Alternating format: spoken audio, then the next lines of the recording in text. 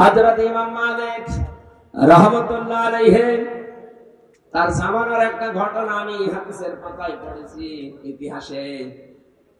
তিনি তার জামানায় একজন মহিলা মারা যাবার পরে পাশের এলাকা থেকে এক মহিলা এসেছে লাশ ধোয়াতে। লাশ ধোয়াতে ধোয়াতে হঠাৎ করে যখন রানের উপরে হাত দিয়েছে, হাত গেছে আটকিয়ে। হাত আটকিয়ে যাওয়ার পরে চিন্তা করছে হাত তো খোলে না, কয়েক ঘন্টা পার হয়ে যাচ্ছে।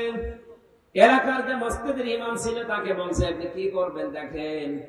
তিনি বলছে এক কাজ করেন, হাত যেহেতু আটকে গেছে, এই হাতের যে জায়গাটুকু মাংস আছে এই মাংসটাকে ফেলে দেন। যার বউ মারা গেছে সে চিল্লিয়ে উঠেছে, কি আমার বউ মারা গেছে, এই মরা মানুষের গা থেকে শরীর থেকে আপনারা লাশ এই গোশত কাটবেন, আমি হতে দেব না, দরকার এই মহিলার হাত কেটে বাদ দিয়ে দেন। এখন এই মহিলার স্বামী আর ছেলে বলছে না, আমার মেয়ে আমার বউ ভালো মানুষ, আমার মা ভালো মানুষ, আমরা এসেছি উপকার করার জন্য, এখন আপনারা তারই হাত কেটে দেবেন, জীবিত হাত কাটতে দেব না। কয়েক ঘন্টা হয়ে গেছে, মহিলা প্রসাব পায়খানা যাবে, কিছু হয় না, কি করে, হাত তো ছড়ে না। শেষ পর্যন্ত ওই দেশের প্রধান কাজী যিনি বিচারপতি ছিল, মদিনায় থাকতেন ইমাম মালিক, ঘোড়ায় চড়ে তাকে নিয়ে আসা হচ্ছে। ইমাম মালিক আসার পরে ডাক দিয়ে বললেন, মহিলা সত্যি করে বলো কি হয়েছে। প্রথমে মেয়েটি বলছে আমি কিচ্ছু জানি না, শুধু লাশ ধোয়াতে ধোয়াতে হাত লেগে গেছে, আর ছড়ে না। ইমাম মালিক বলে দেখো আমার কাছে কিন্তু কোরআন হাদিসের রাডার আছে, আমি ধরে ফেলবো, সত্যি করে বলো কি করেছিলে।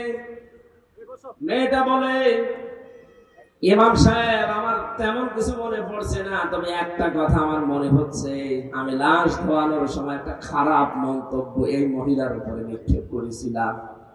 তুমি তো উপরে ফিটফাট ভালো, ভেতরে তোমার সদরঘাট, তোমার চরিত্র ঠিক নেই।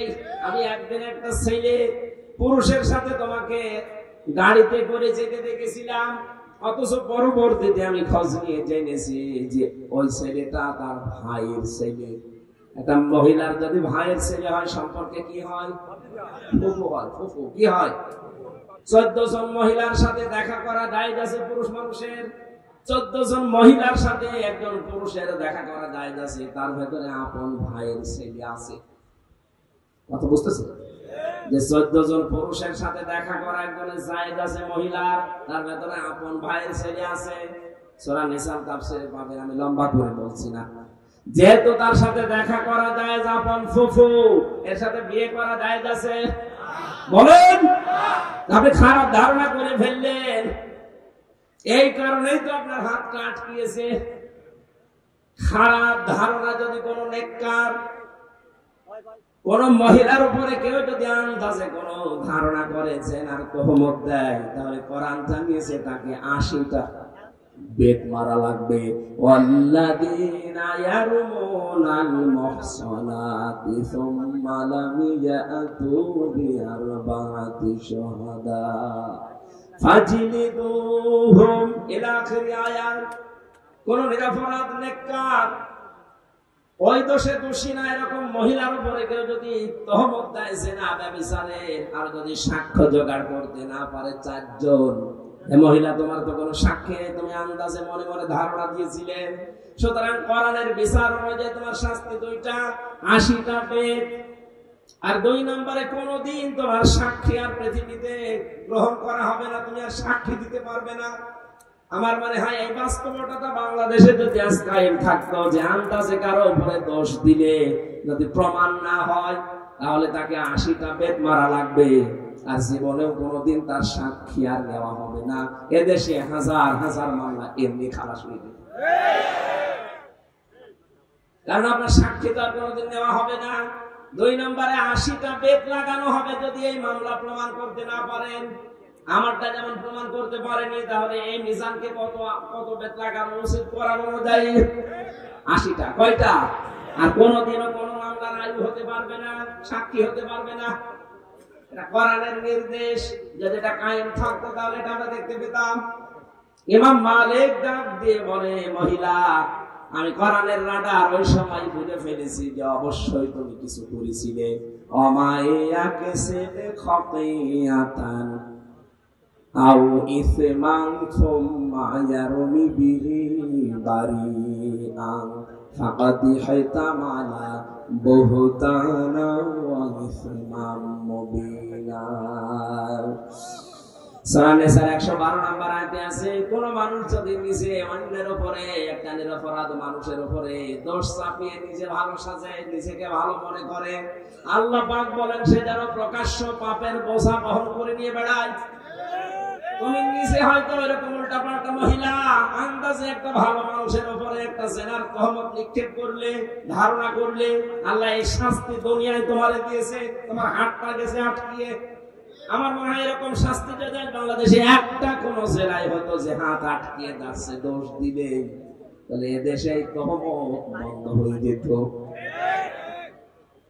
ইমাম মালিক বললেন আমার কাছে কোরআন হাদিসের রাডার ছিল, মান সালিমাল মুসলিমুনা মিন লিসানিহি ওয়া ইয়াদিহি।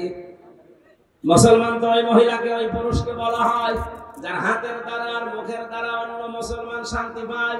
এটা তো একটা মুসলিম মহিলা, তার লাশ ধোয়াতে ছিলেন, হঠাৎ কেন মুখ দিয়ে এই ধারণাটা বের করলেন? হাত দ্বারা যখন এই ধারণাটা করছিলে ধোয়ানোর সময়, আল্লাহ তোমার হাত এই কারণে আটকিয়েছে। এখানে হাত মানে শুধু এই হাত না, মুখ মানে শুধু এই মুখ না। পৃথিবীতে ক্ষমতার হাত আছে, টাকা পয়সার হাত আছে, প্রভাব প্রতিপত্তির হাত আছে।